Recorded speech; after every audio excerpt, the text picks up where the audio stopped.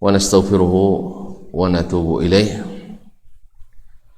ونعوذ بالله من شرور أنفسنا وسيئات أعمالنا من يهده الله فلا مضل له ومن يضلل فلا هادي له أشهد أن لا إله إلا الله وحده لا شريك له وأشهد أن محمدا عبده ورسوله لا نبي بعده يا أيها الذين آمنوا اتقوا الله حق تقاته ولا تموتن إلا وأنتم مسلمون يا أيها الناس اتقوا ربكم الذي خلقكم من نفس واحدة وخلق منها زوجها وبث منهما رجالا كثيرا ونساء واتقوا الله الذي تساءلون به والأرحام إن الله كان عليكم رقيبا يا أيها الذين آمنوا اتقوا الله وقولوا قولا سديدا يصلح لكم أعمالكم ويغفر لكم ذنوبكم ومن يطع الله ورسوله فقد فاز فوزا عظيما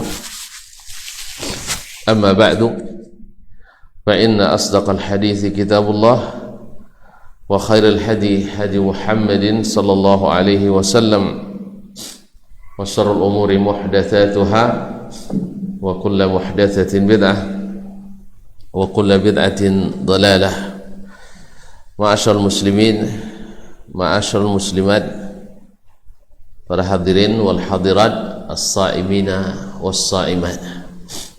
Alhamdulillah Allah Subhanahu wa taala kembali mengizinkan kita bersama pada subuh ini bersama-sama mengaji setelah menunaikan salah satu kebutuhan utama kita, baginda Rasulullah sallallahu alaihi wasallam, yang dengan izin Allah kemudian dakwahnya yang penuh amanah menyampaikan risalah sampai teranglah bagi kita mana jalan yang hak, mana jalan yang batil, mana yang benar, mana yang salah, dengan kembali kepada sunnah-sunnahnya sallallahu alaihi nabiyina Muhammad wa ala alihi wa sahbihi ajma'in. Ma'asyar muslimin wa ma'asyar muslimat al-hadirin wal hadirat awil musyahidina wal musyahidat. Kembali kita lanjutkan bersama Syekhul Islam Abi Ismail As-Sabuni rahimahullah ta'ala dalam kitabnya Aqidatu As-Salaf wa Ashabil Hadith. Kita sampai pada masih pembahasan tentang mu'taqad Ashabil Hadith fi sifatillah, yaitu yang diyakini oleh Ashabul Hadis tentang sifat-sifat Allah Subhanahu wa ta'ala. Dalam pelajaran sebelumnya beliau membawakan sebuah ayat dalam surat Sad ayat 75. Allah berkata kepada Iblis alaihi la'natullah, qala ya Iblis ma mana'aka an tasjuda lima khalaqtu biyadai. Apa yang membuat kamu enggan sujud kepada Adam yang telah aku ciptakan dengan kedua tanganku? Qala Syekh rahimahullah wala yuharrifuna al-kalama an mawadhi'ih. Mereka tidak mentahrif. At-tahrif adalah merubah lafaz. Lafaznya dirubah. Afwan, tahrif lafaz dan maknanya dirubah. Kalau tashif, mahrif. Al-kalam yaitu suatu perkataan an mawadhi'ihi, dari wada'nya, dari makna yang aslinya. Kan definisi al-kalam menurut ahli nahwu, al-kalamu huwa al-lafdhul murakkabu al-mufidu bil wada' yaitu suatu lafaz yang tersusun lebih dari satu kata yang mendatangkan faedah dan bermakna bil wada' secara langsung, tidak memerlukan keterangan lain lagi. Ini namanya al-wada'. Jadi tidak dihilangkan atau tidak dipalingkan suatu perkataan dari makna aslinya. Ketika Allah menyebutkan wa ma khalaqtu bi yadayya, apa yang aku ciptakan dengan tanganku, maka maknanya itu.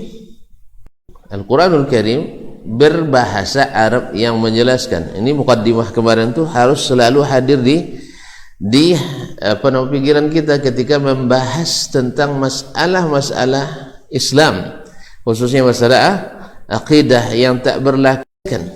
Segala kias menimbulkan nanti tashbih. Makanya orang-orang yang menolak sifat Allah, sekullu mu'attilin musyabbihun. Setiap orang yang mensta'til sifat Allah pasti sebelumnya mentashbih Allah. Sebab dia tidak menolak kecuali setelah menyerupakan Allah dengan makhluk. Nah, ya, ketika dia mengatakan tidak mungkin Allah punya tangan, walaupun Allah sendiri yang bilang punya tangan, dia bilang tidak mungkin. Apa sebab? Terbayang olehnya tangan makhluk. Oleh sebab itu dibayangkan bahwa tangan yang dimaksud adalah tangan seperti tangan makhluk, akhirnya ditolak. Makanya setiap mu'attil, setiap penolak sifat Allah, maka pasti musyabbih, walaupun sering menuduh orang lain musyabbih, karena memang yang susah, seperti kata orang Arab, idza sa'a fi'lul mar'i sa'at dhununuhu. Bila seseorang buruk lakunya, buruk pula sangkanya. Makanya tuan-tuan, kalau supaya tidak buruk sangka, jangan buruk laku. Jelas? Ketika dia mentakwil, mentashbih, dikira pula dari mu'attil lagi, dari satu sisi. Sebab mu'attil pasti musyabbih. Dua dosanya. Satu, mentashbih Allah dengan makhluk. Yang kedua, menolak sifat Allah. Kalau musyabbih tidak, dia menerima sifat itu cuma antara Allah dengan makhluk. Jelas? Alai jaleh. Alhamdulillah. Ya tak jaleh, Pak. Itu bedanya antara mu'attil dengan musyabbih dan dengan ahlus sunnah. Dan mu'attil hari ini mengira mereka yang ahlus sunnah yang asli. Gimana ahlus sunnah asli? Tapi setiap sunnah dibuang. Gimana? Dalam akidah sunnah tak ada yang dipakai. Kalau mutawatir ditakwil, kalau ahad ditolak. Itu mana sunnahnya? Mana sunnahnya? Joleh dah. Joleh. Nah, katanya ahlus sunnah wal jamaah. Lalu ketika datang sunnah dalam masalah akidah dibagi dua. Satu, mutawatir. Nah, mutawatir karena tidak bisa ditolak, sabit, qat'iyyus subut. Cuman dalalahnya zanni katanya. Walaupun sebab apa? Ahad itu hadisnya zanni, maka akidah qat'i. Belok-belok ya. Sudah datang qat'i ditolak juga. Zanni alasan tadi kan karena tidak qat'i, ditolak kan hadis ahad. Pas ada hadis mutawatir qat'i, ditolak pula dengan cara lain, dengan cara takwil.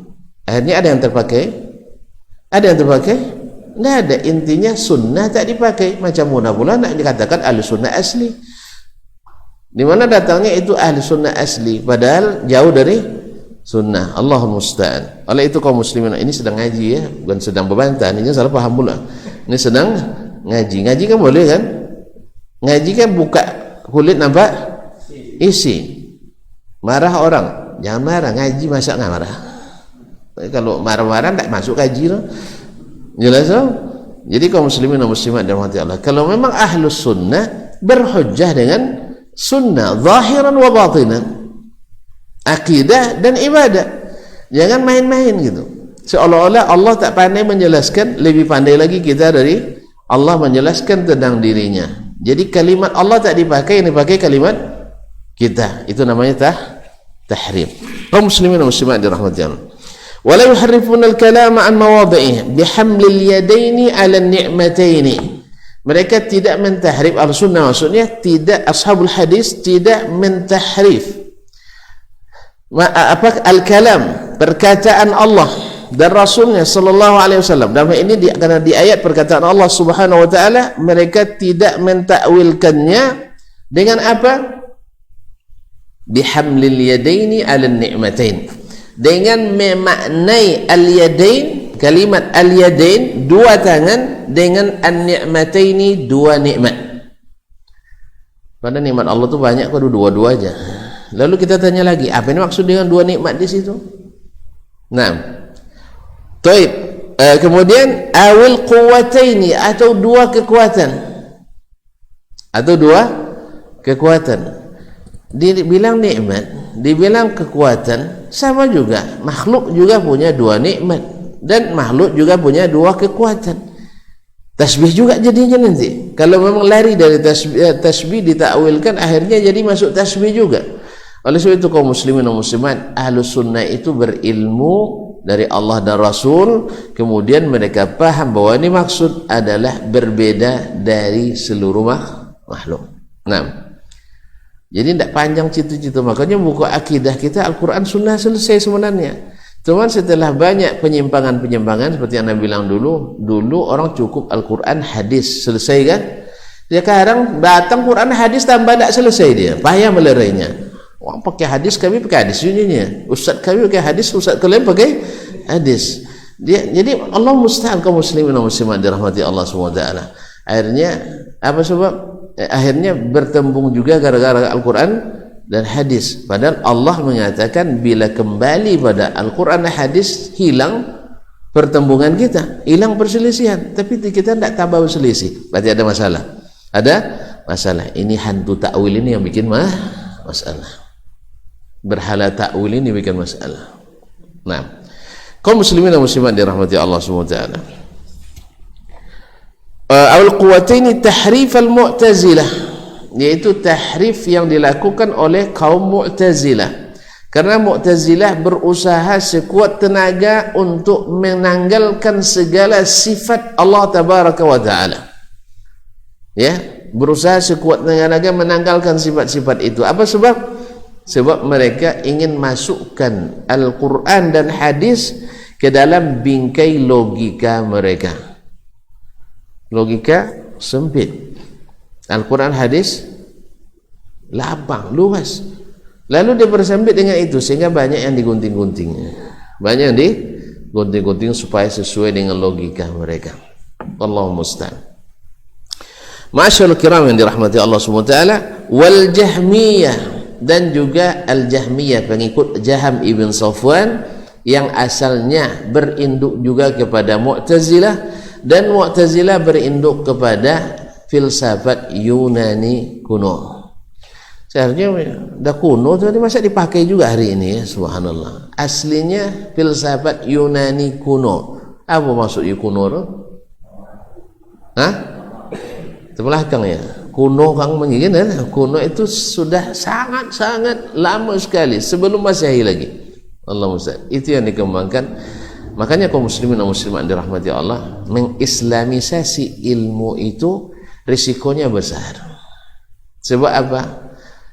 Pertama, seolah-olah kita belum merasa sempurna dengan ilmu yang Allah dan Rasulnya berikan pada kita. Yang kedua, yang namanya tapisan yang ada kotorannya, walaupun namanya tapisan juga, akan menyangkut kotornya itu. Masuk dia. Ya, masuk dia. Makanya tapisan harus tapisan yang bersih. Tapi kalau tapisannya kotor, walaupun ditapis juga, tercampur yang benar, yang hak dengan yang batil, antara yang benar dengan yang salah. Akhirnya yang salah itu kabur, yang benar juga buram. Makanya gunakanlah yang asli.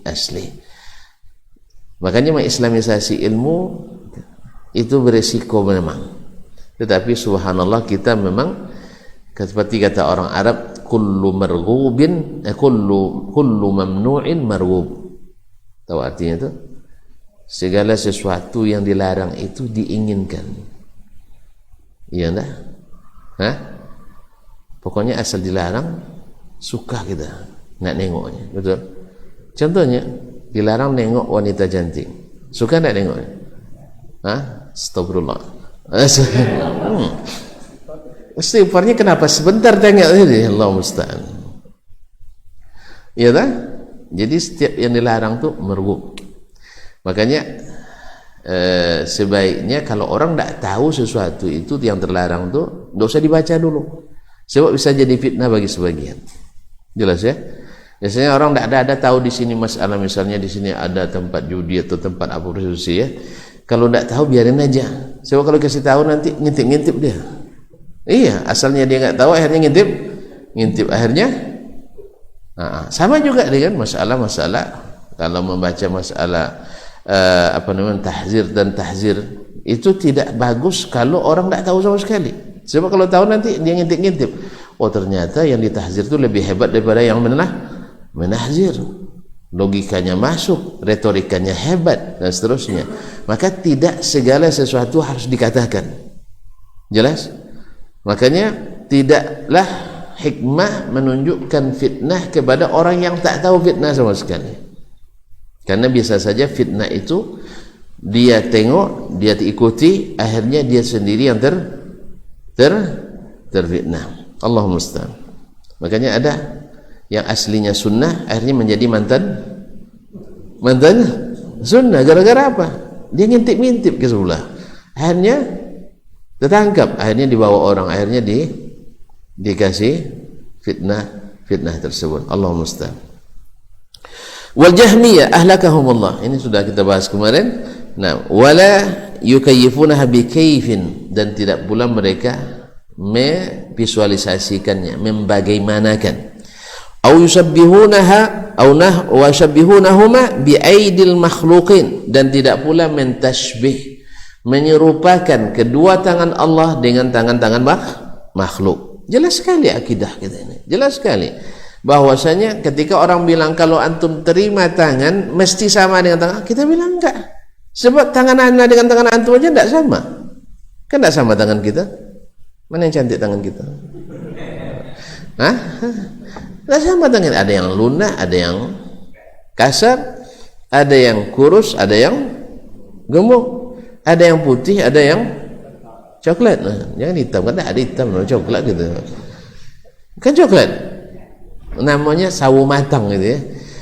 Sawo matang itu manis ya. Makanya kita disebut hitam. Itu. Beruntung kita punya kulit kayak gini nih. Kulit-kulit yang manis-manis gitu. Cuman jangan terlalu manis, banyak gula ini. Kaum muslimin dan muslimat dirahmati Allah. Wala yushabbihunahuma aw yushabbihunahuma bi'aidil makhluqin tashbihal musyabbihah, dan tidak pula mentasbih seperti tasbihnya kaum musyabbihah. Memang ada dalam Islam ini golongan aliran yang disebut al-musyabbihah. Itulah subhanallah, akhirnya jadi bulan-bulanan ahlil batil.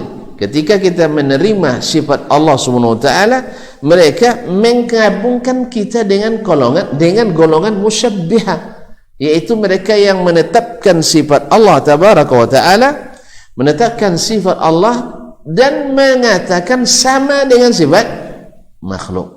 Sama dengan sifat makhluk. Jadi tangan terbayang oleh dia tangan seperti tangan manusia, atau mata seperti mata manusia, dan seterusnya. Akhirnya orang-orang yang lari dari menetapkan sifat Allah karena takut tasbih, menganggap ahlus sunnah sebagai musyabbihah. Ya memang gimana lagi, orang yang tidak tahu adu majahilu, annasu adu majahilu, orang itu cenderung memusuhi apa yang mereka tidak ketahui. Karena ketika belajar akidah lalu digambarkan bahwa akidah Ahlussunnah itu adalah menafikan semua sifat Allah, ini pada asalnya yang dikhawatirkan ada tasbih, akhirnya itu terbayang olehnya akidah Ahlussunnah wal Jamaah. Padahal kita pengertian akidah Ahlussunnah akidah yang berdasarkan sunnah. Jelas? Maka itu bedanya orang dulu. Kenapa lahir istilah Ahlussunnah wal Jamaah diisytiharkan? Karena memang Ahlussunnah berbeda dengan selain Ahlussunnah. Ahlussunnah itu menjadikan sunnah sebagai hujjah. Sebab Al-Quran semuanya golongan Islam itu menerima Al-Quran. Setelah itu ingkarus sunnah. Ya, tentu saja alasan pasti banyak, pasti ada. Yang tidak mau itu kan banyak alasannya. Nah,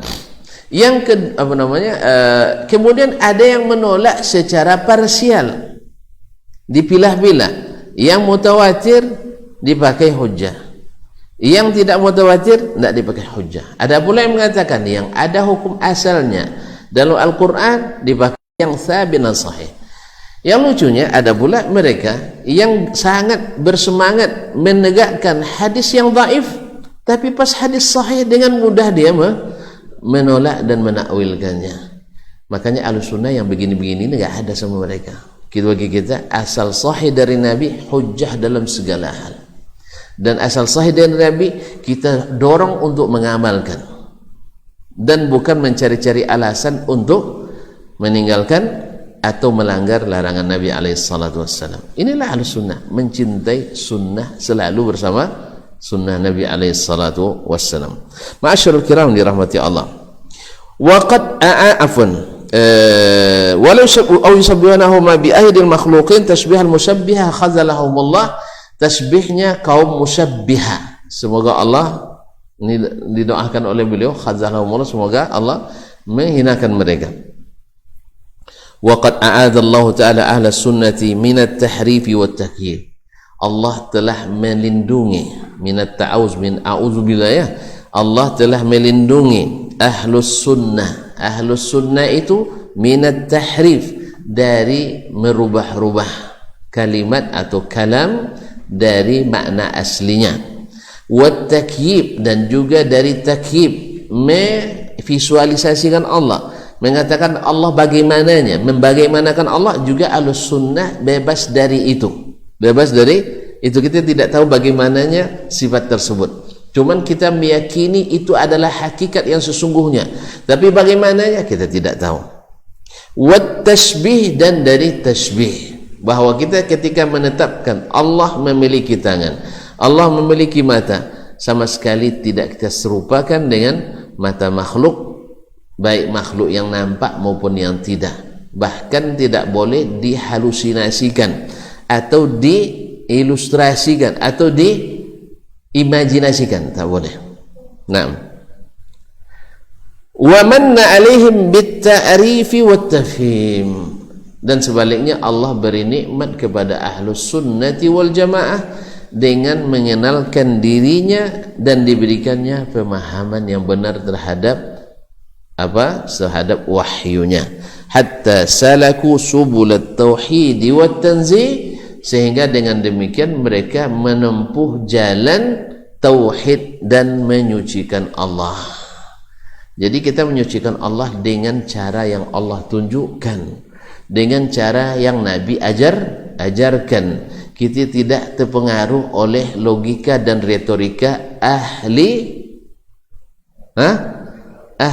falsafah al-Yunaniyah, ahli filsafat Yunani yang diislamisasikan oleh sebagian orang yang lemah Islamnya.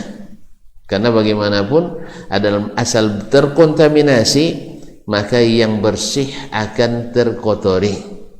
Kan sering saya bilang, tidak ada air, ya, tidak bisa bikin contoh sekarang. Ya, biasanya air 1 gelas buat tinta setitik berubah jadi air bersih 1 gelas atau 1 botol. Saya buat setitik tinta, namanya air bersih apa tinta? Air tinta. Mana yang lebih banyak, air bersihnya atau tintanya? Lebih banyak air bersihnya, tapi kok berubah jadi tinta? Begitulah pengaruh kontaminasi. Mohon maaf ya, akramakumullah, kalau saya masukkan ludah saya ke dalam air botol itu, ada yang mau minum? Kalau tahu, nah, masalahnya karena nggak tahu pasti diminum. Apalagi kalau saya kepromosikan ini ludah wali. Nah, kalau sudah begitu, siapa yang minum beruntung sepanjang hidup. Istri cantik-cantik nanti. Padahal usia yang dibilang wali itu istri tidak ada yang cantik, tapi percaya juga orang. Karena diberikan sugesti, diberikan ya diyakinkan begitu. Auzubillah tsumma auzubillah. Jadi yang batil pun asal datang dari syekhnya pasti benar. Yang kotor pun pasti bersih. Tapi dari selain syekhnya yang bersih pasti kotor. Sa'udzubillah. Yang lezat pun dibilang enggak enak. Yang lembut pun keras katanya.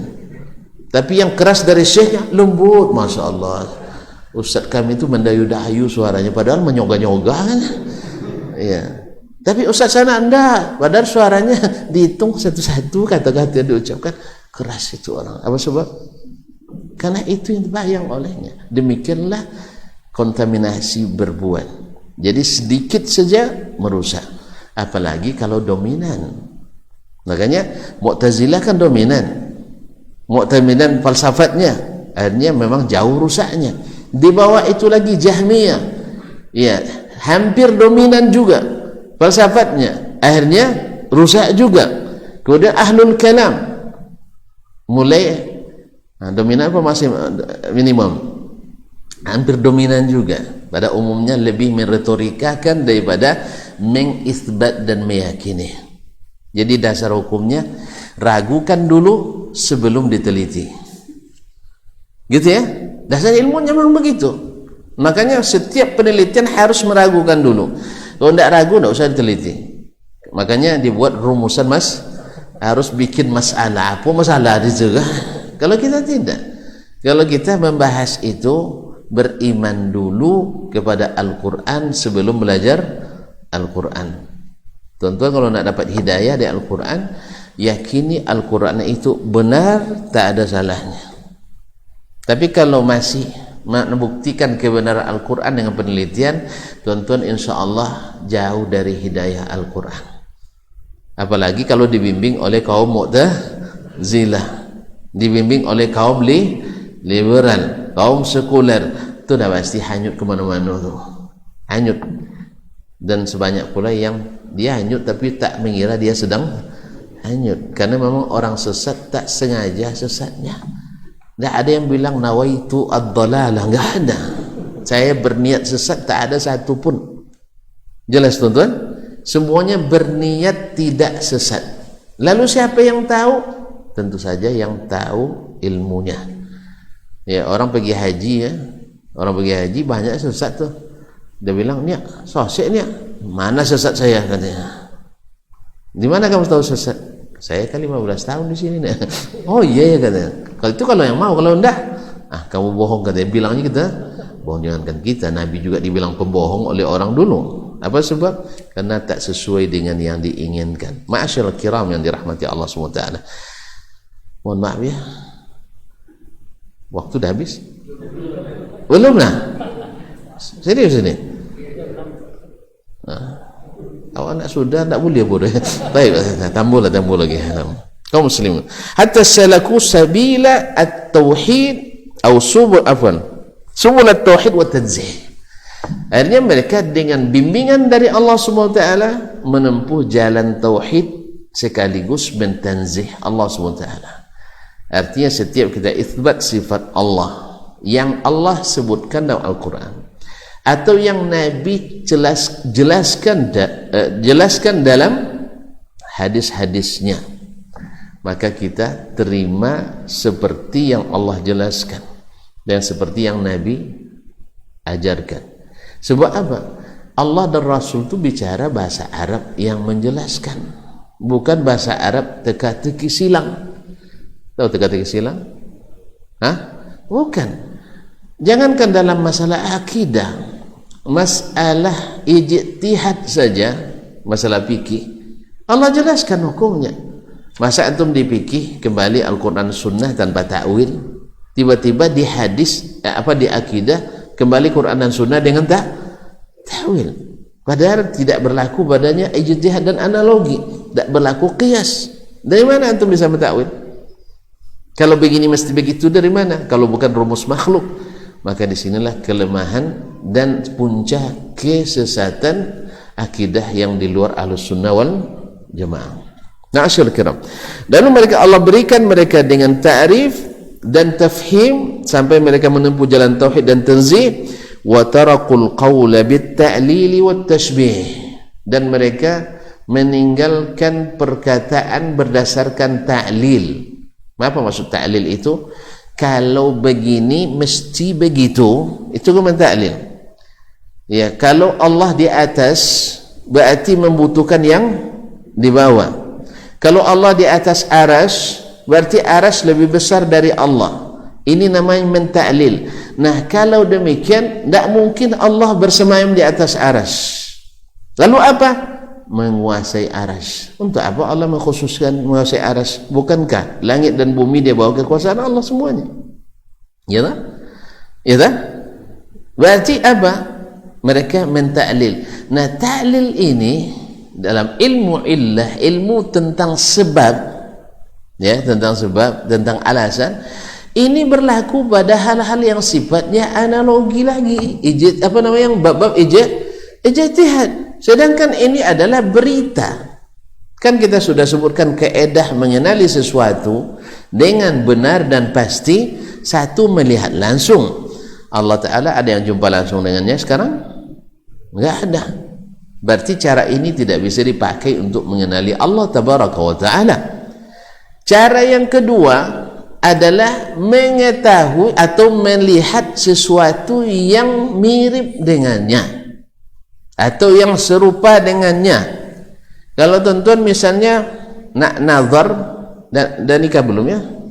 Ini mohon maaf, dulu bulan puasa nikah aja cerita.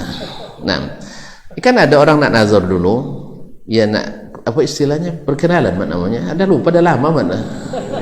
Jadi lupa. Jadi belum pernah melihat. Apa yang dilihat dulu? Misalnya saya sedang berada di Medina waktu itu, misalnya waktu itu udah lama. Ya, misalnya saya nak tahu seperti apa orangnya, minta kirim apa saya? Ya, tahu rupanya. Ada foto Allah? Enggak ada. Atau ada lukisan? Enggak ada. Berarti cara yang kedua untuk mengenali Allah juga cara yang batin. Dengan menganalogikan tidak mungkin, menyerupakan tidak mungkin. Jelas? Karena tidak ada yang serupa dengan Allah Tabaraka Ta'ala. Laisa kamitslihi syai'un.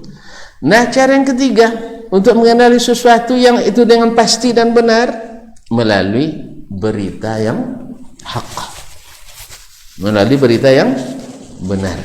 Nah, kalau berita yang benar, dalam hal ini kita mendapatkan berita dari Sang Maha Benar Allah Tabaraka Ta'ala melalui malaikat Jibril yang senantiasa benar, ya, Ar-Ruhul Amin, diturunkan kepada sang Nabi yang bergelar Al-Amin, dan Allah turunkan itu dalam wahyu dengan bahasa Arab yang mereka pahami. Jelas? Oleh itu kaum muslimin, nah, boleh lagi kita analogikan kembali ke rumus kedua? Tidak mungkin. Kalau Allah katakan begini, oh berarti begini, baik, masuk ke metode yang kedua, yaitu dengan menyerupakan Allah dengan makhluk. Keliru anda, keliru kita. Oh enggak, Allah menyebutkan ini dengan bahasa-bahasa yang harus ditakwilkan. Memang Allah tidak pandai mengenalkan dirinya. Kalau saya sempat pakai bahasa, ini kaum muslim, tonton minta saya memperkenalkan diri, tolonglah Ustaz CV-nya Ustaz disebutkan. Lalu saya pakai bahasa yang tidak jelas. Antum kira saya bagaimana? Hah? Saya pakai bahasa-bahasa yang tidak jelas.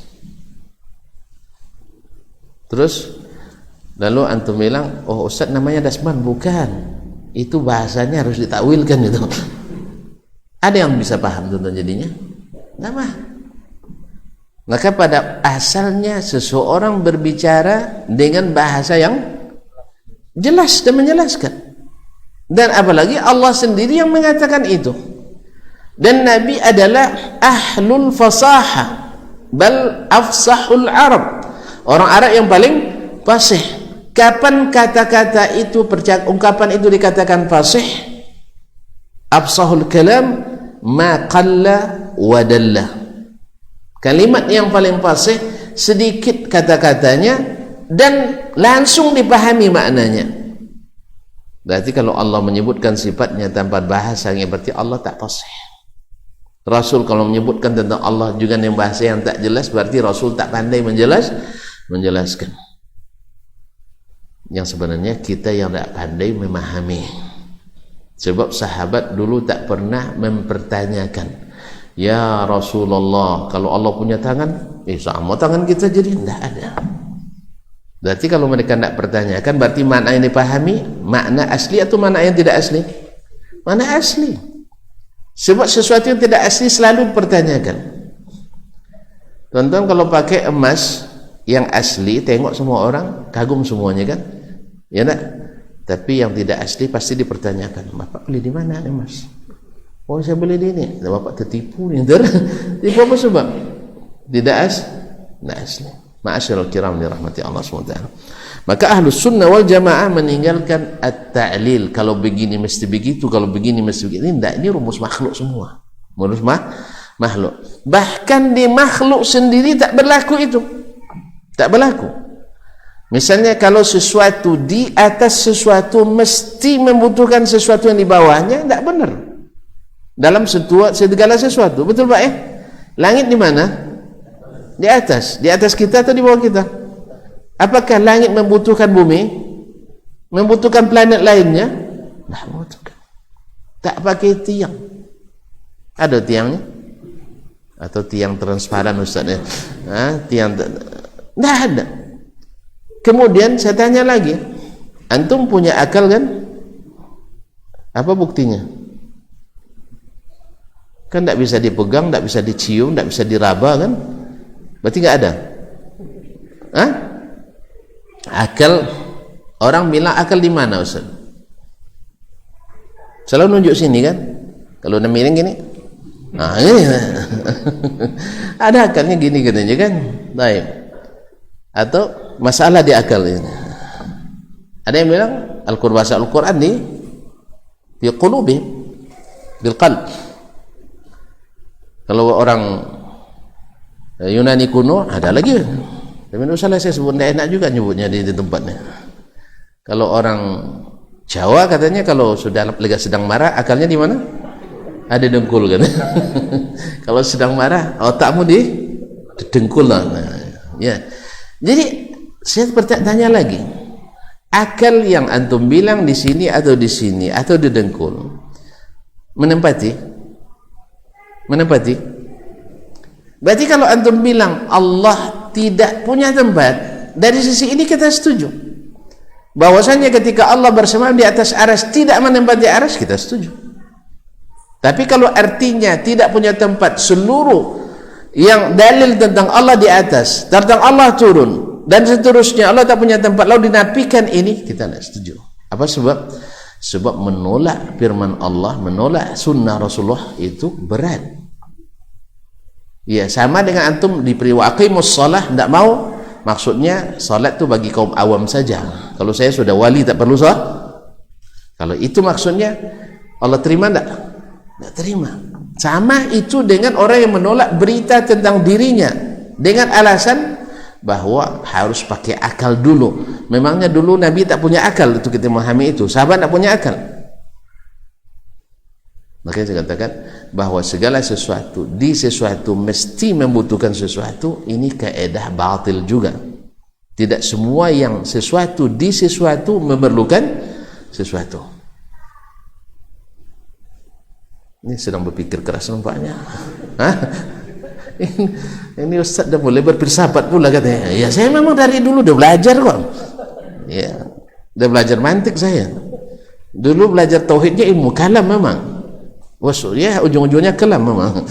Allah musta'an. Yang jelas jadi kalam. Alhamdulillahillazi hadana li hadza. Akhirnya saya tahu bahwa sesungguhnya segala sesuatu yang tidak menurutkan Al-Quran dan hadis pasti akan menyimpang dari garis yang benar.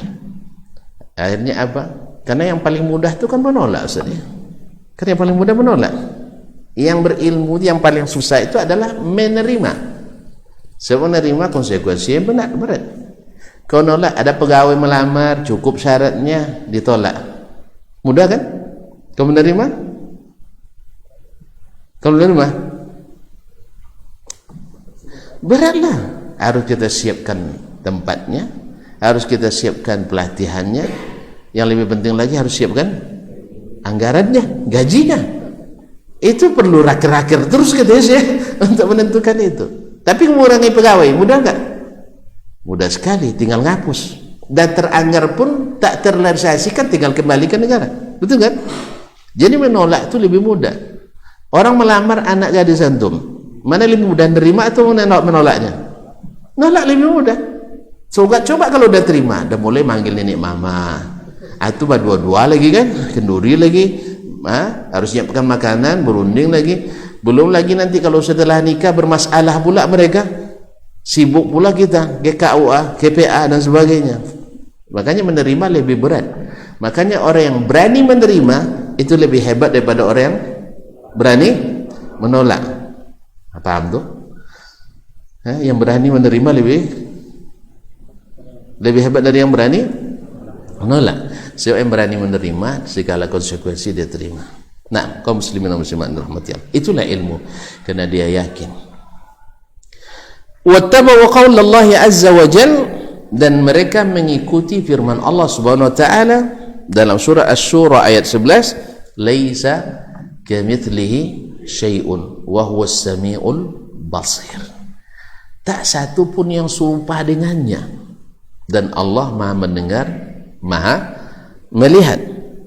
Nah, kaum muslimin muslimin, ayat ini sebenarnya kalau digunakan dengan porsi yang benar, tak ada sifat yang dinafikan. Coba, laisa kamitslihi, mislihi, dhamir tidak serupa dengannya, kembali ke Allah kan? Betul? Syai'un, segala sesuatu selainnya.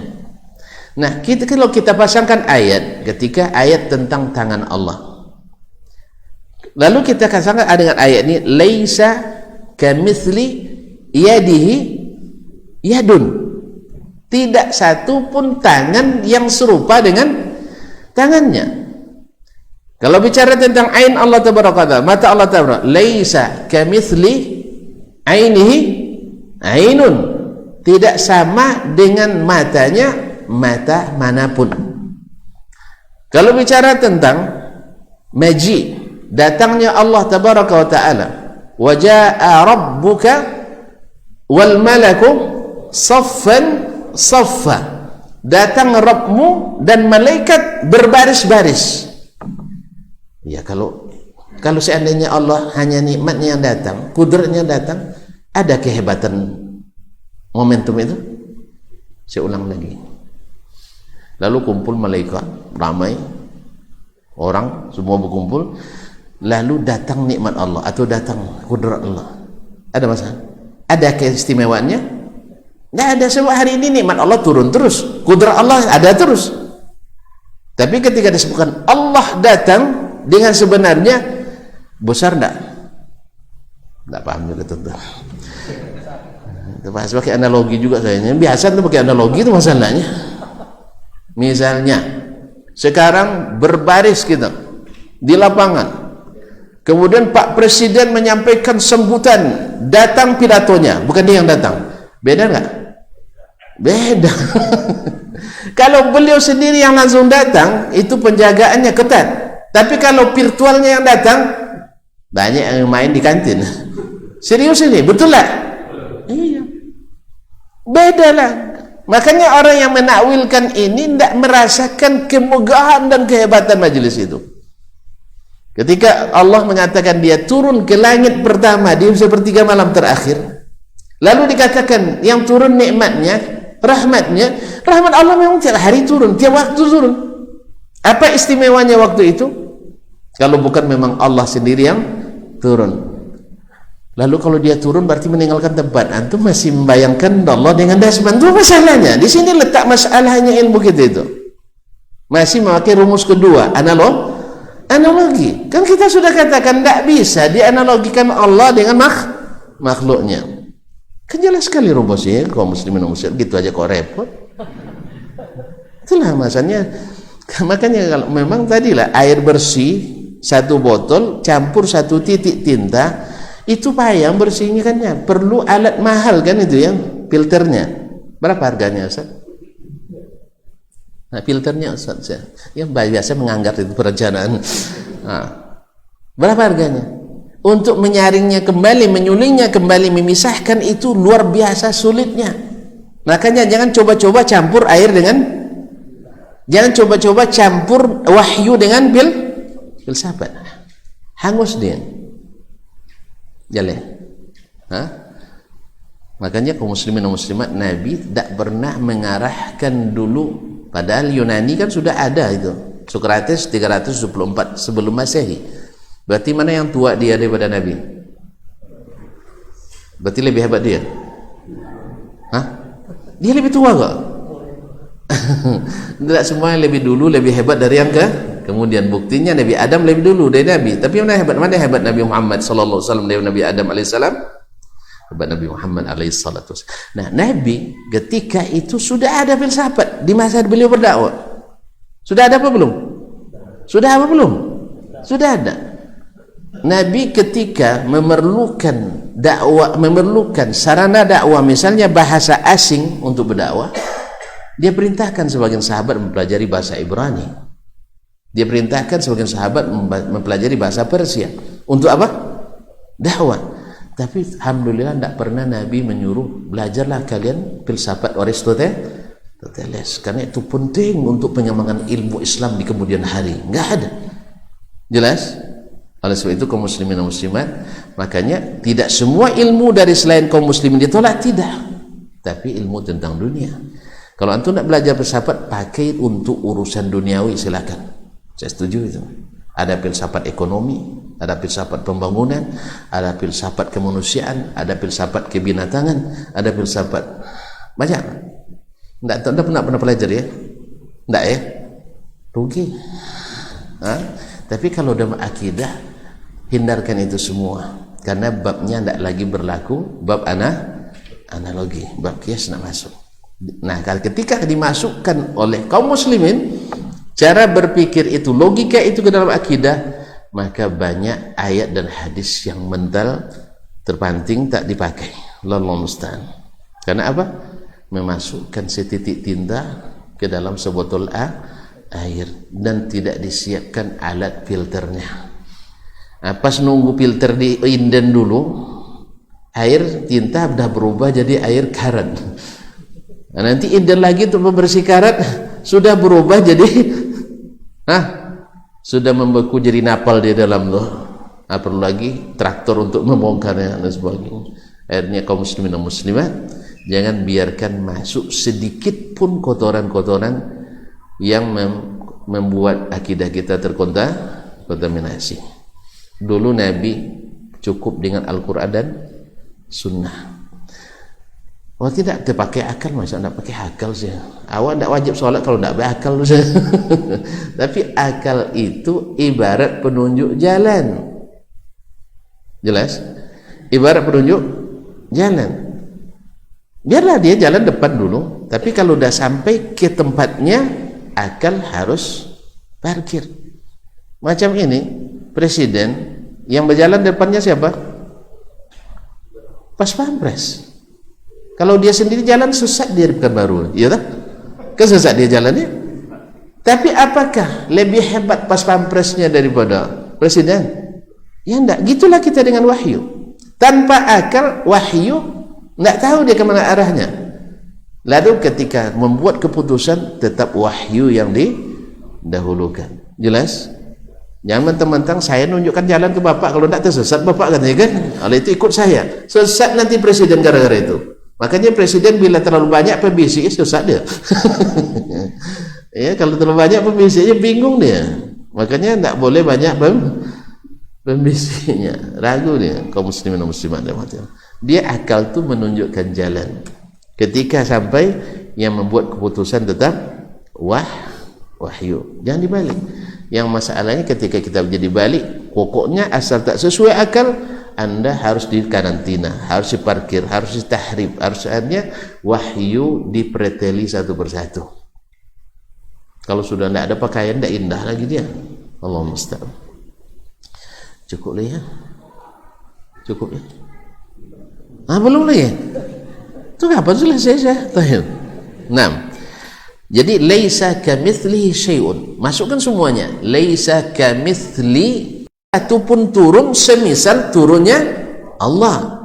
Laisa kamitsli dahikihi dahikun. Tidak ada semisal ketawanya Allah ketawa manapun. Selamat tak kita? Ya selamat daripada menolak. Allah katakan saya begini, kamu bilang tidak. Kenapa? Akal saya tak masuk. Kan siapa nyuruh kamu untuk ikut akal? Kan saya suruh ittabi'u ma unzila ilaikum wa idza qila lahum tabi'u ma anzalallah qalu bal nattabi'u ma wajadna alaihi aba'ana. Ya ayuhan nabi, mengandalkan hanya akalnya, sebab kalau hanya akalnya tidak turun wahyu, dia sudah bisa jadi rasul. Tapi kapan dia baru jadi rasul? Setelah turun wahyu. Pakai akal? Pakailah, cuman akal untuk menunjuk jalan, bukan sebagai pengambil keputusan. Jelas ya? Analoginya lagi, ya, tuan-tuan nak pergi berobat ke dokter spesialis, namanya Dasman Yahya Ma'ali, ya, spesialis hadis. Berarti sakit hadas antum kalau gitu barangkali itu. Taib. Lalu tentu tak tahu rumahnya di mana. Nanya ke siapa? Nanya ke siapa? Ke yang tahu. Kalau sekarang yang paling tahu alamat kita Pak Google. Iya kan? Atau Kak Sigel. Iya kan? Iya tentu tanya aja. Tapi saya tidak pandai itu masalahnya. Ya karena suaranya suara gadis terus dalam mana saya. Ya kan, silakan apa yang bisa saya bantu kan ya. Awak bini nak selambut ke suaranya kan. Jadi saya jadi tak pandai jadinya. Apalagi telepon kadang lelet pula kan. Allah musta'an. Jadi dia tanya ke dia. Atau yang lebih sederhananya antum tanya tukang ojek yang mangkal di ujung gang itu. Di mana rumah Pak dokter spesialis itu? Lalu dia tanya, dia tunjukkan, oh itu di situ. Bahkan kalau perlu si antaran langsung Pak ya kan ya, diantarkan. Dan disuruh nunggu. Habis itu dikasih obat oleh dokter spesialis. Lalu dia nanya, apa sih obat dikasih sama dokter tadi Pak? Ditunjukkan ini. Ini salah nih Pak. Ya, tukang ojek itu bilang salah. Antum ikut tukang ojek atau ikut dokternya? Nah, tapi tukang ojek bilang kan kalau bukan karena saya Bapak tidak tahu rumahnya.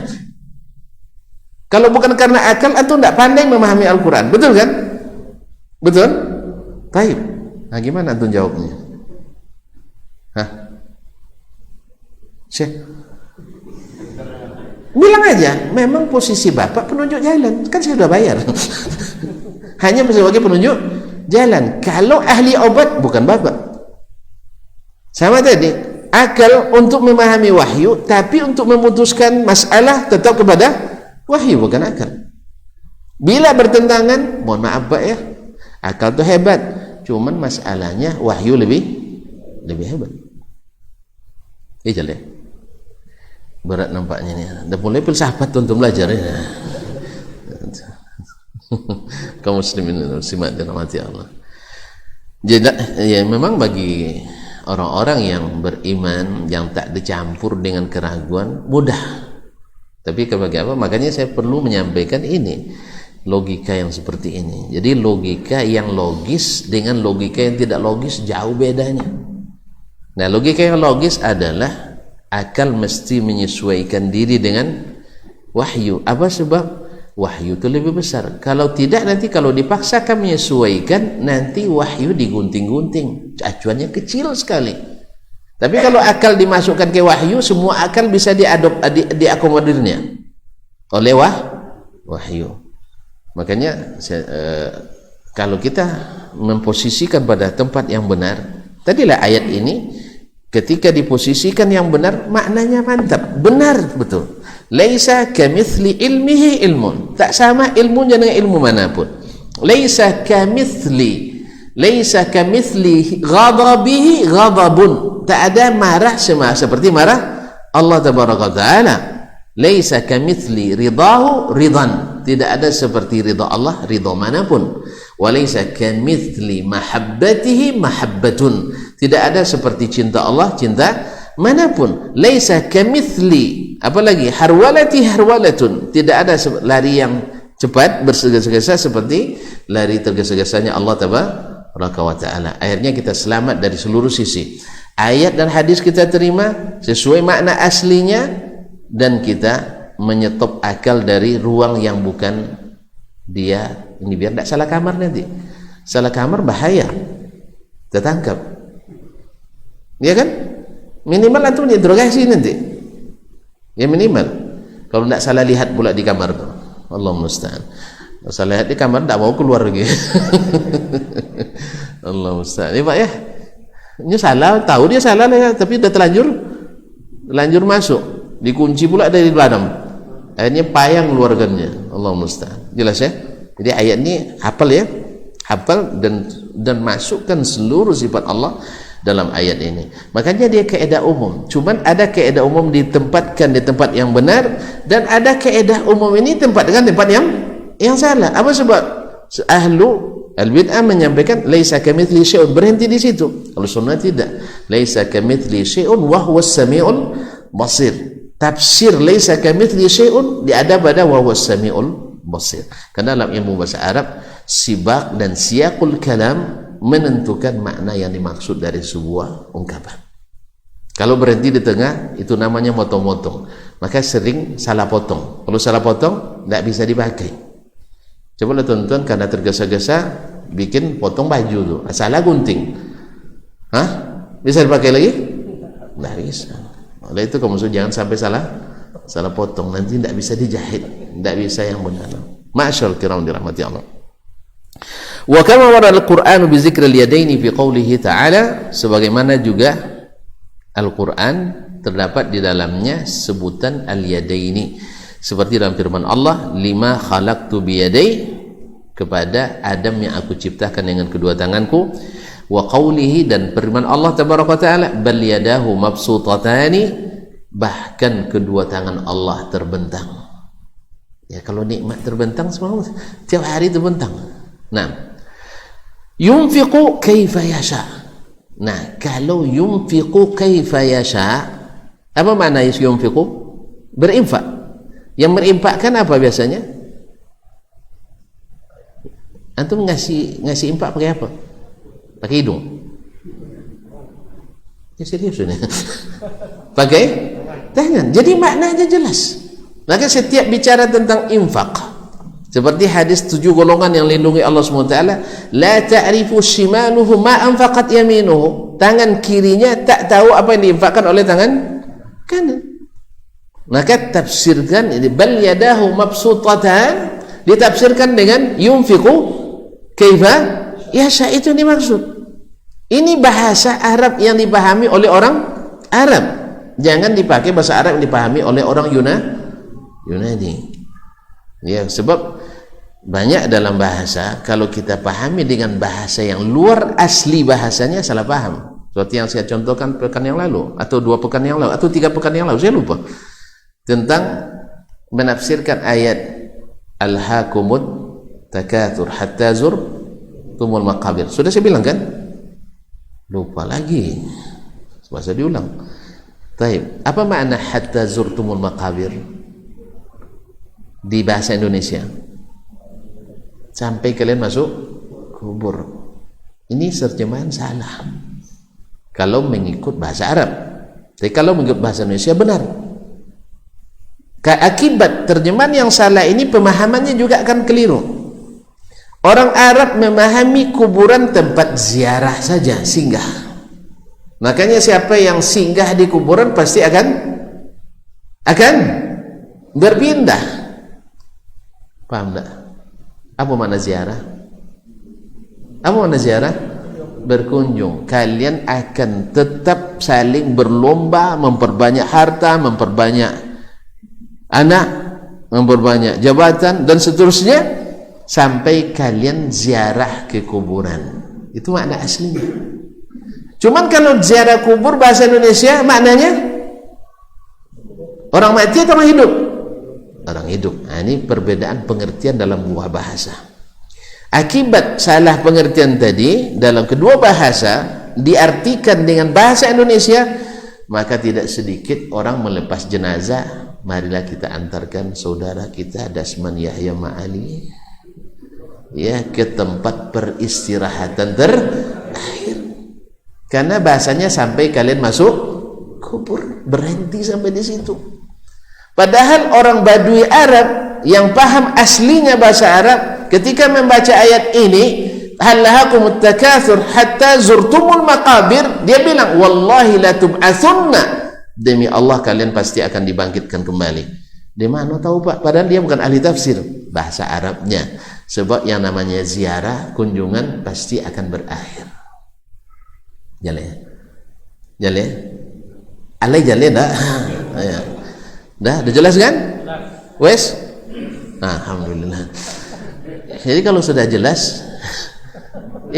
jelas, makanya seulang lagi. Jadi konteks bahasanya harus dipahami dengan bahasa Arab, bukan bahasa Yunani, bukan bahasa Ojo, bukan bahasa Minang, bukan bahasa Tapanuli, apalagi bahasa Jawa. Jadi kaum muslimin dan muslimat pahami dengan bahasa Arab. Sebab kan sedikit aja berubah. Orang Arab paham bahwa kuburan bukan tempat peristirahatan terakhir, padahal dia bukan ahli tafsir. Tapi orang Indonesia walaupun ahli tafsir tidak paham bahwa itu adalah tempat berkunjung sementara, sehingga dikatakan tempat peristirahatan terakhir karena sudah di-Indonesiakan dengan konteks yang berbeda. Jalan.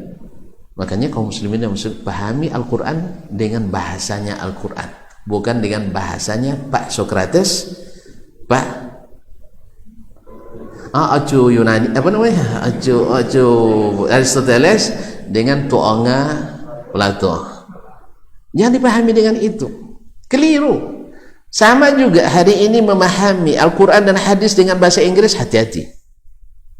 Ya, ketika kami di Madinah diminta merevisi terjemahan yang saya tidak bahasa Inggris karena walaupun dulu guru bahasa Inggris tapi tidak pandai bahasa Inggris, dijadikan guru karena yang di antara yang tidak pandai awak pula yang paling hebat itu masalah.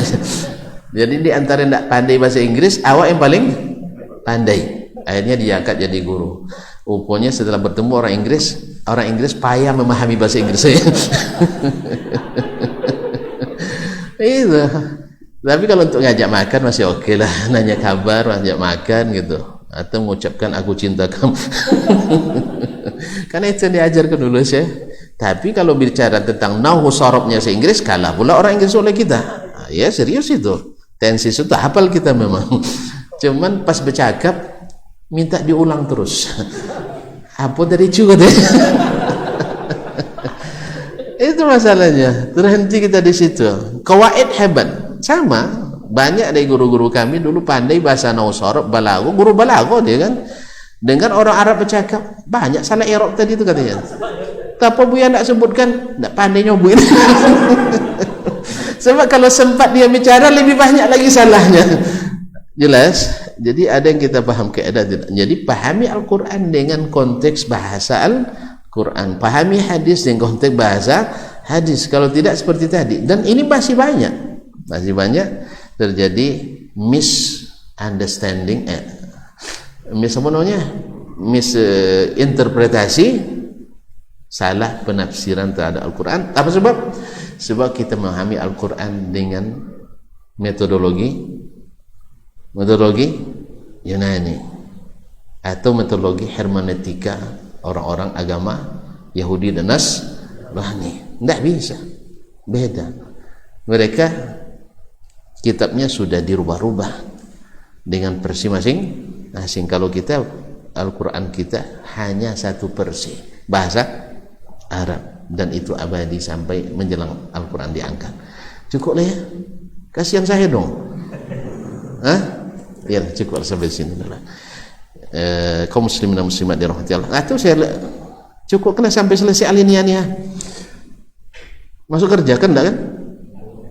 Apalagi work from home pula, kerja dari rumah tadi. Cuman resikonya selalu absen terlambat Ustaz. Saya absen pulang malam tadi hampir jam 12. Sebab jam 2.30 ingat, nantilah belum waktu pulang. Habis itu sampai larut malam baru absen pulang. Sah tu enggak? Ini tanya bagian anggaran nih. Boleh dapat makan enggak? Kaum muslimin dan muslimat. Wa waradil akhbar as-sihah, demikian pula banyak khabar, artinya hadis-hadis sahih an Rasulullah sallallahu alaihi wasallam, yang diriwayatkan dari Rasulullah sallallahu alaihi wasallam, yazkurul yada, menyebutkan al-yad, tangan Allah tabaraka taala, ka khabari muhajjati Musa Adama, seperti hadis tentang beradu argumentasinya antara Adam dengan Musa alaihi wassalam, wa qawlihi lahu, yaitu perkataan Musa kepada Adam. Ya, Nabi menceritakan ini dialog terjadi antara Nabi Musa dan Nabi Adam alaihissalam. Musa katakan, khalaqakallahu biyadih, Allah menciptakan kamu langsung dengan tangannya, wa asjadalaka malaikatah, dan dia perintahkan sujud malaikatnya kepadamu. Itu bahasanya. Wa mithli qawlihi sallallahu alaihi wasallam, dan seperti perkataan Nabi alaihi salatu wassalam, la tasjud min la, cuma tidak terbaca dalam manuskripnya, min khilqatihi biyadai, afwan, min khilqatihi biyadai lahu kun fakan. Ini ada di naskah asli yang tulisan tangannya tidak terbaca.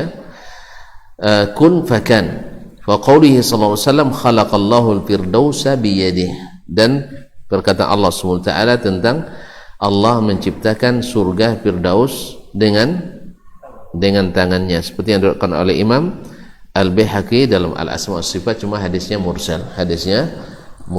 Masyaallah kiram dirahmati Allah SWT, bahwasanya sebutan yad itu makna hakiki dan harus kita pahami dengan konteks bahasa Arab. Adapun segala hal yang terbayang oleh orang ketika mengatakan tangan, itu bayangan tak benar. Apa sebab? Kalau membayang berarti menganalogikan Allah dengan makhluk, dan itu batil. Dan apalagi kalau ditambah lagi dengan ta'til, sudah ditasbih ditaktil lagi, Berdoa Allah lapangkan dada kita menerima Islam, Allah nyamankan hati kita dengan menerima wahyu dari Allah dan hadis-hadis Rasulullah SAW, sehingga haqqan, dengan sesungguhnya kita benar-benar ahlus sunnati, yang senantiasa bersama sunnah wal jamaah, dan senantiasa menjaga kebenaran, karena yang menyatukan itu al-haq. Maka al-jamaah itu ditafsirkan oleh Abdullah ibn Mas'ud, yaitu al-haq, wa in kunta wahdak, sekalipun kamu baru sendiri di situ. Sebab yang batil tak mungkin menyatukan, sebab batil itu banyak cabangnya. Kalau yang hak itu satu, al-haqqu mir rabbik, kebenaran itu hanya datang dari Allah tabaraka wa taala. Mudah-mudahan Allah SWT jadikan kita orang senantiasa istiqamah mengikuti jalan yang hak. Wallahu taala alam. Ada pertanyaan? Tapi kalau nanya siap untuk tambah lagi setengah jam jawabnya. Tidak usahlah tanya ya. Tentu memang cepat paham, alhamdulillah. Terima kasih dan mohon maaf. Subhanakallahumma bihamdik, asyhadu an la ilaha illa anta, astaghfiruka wa atubu ilaik. Wassalamualaikum warahmatullahi wabarakatuh.